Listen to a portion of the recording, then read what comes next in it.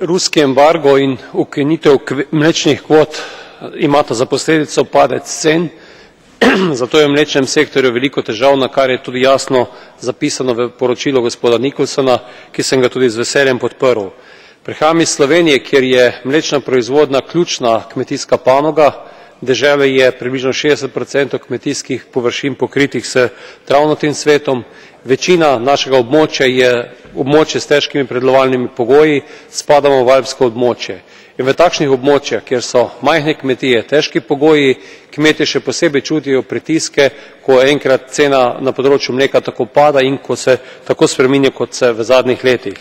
Zato podpiram, da Evropska komisija spremlja stanje na tem področju, da izdela jasno varnostno mrežo, v kateri se lahko predelovalci mleka rešijo pred težkim položajem na trgu, zagotovo pa je rešitev tudi v večjem izvozu in pa visoko kakovostnih pridelkih iz mleka. Merci. Monsieur Nekov.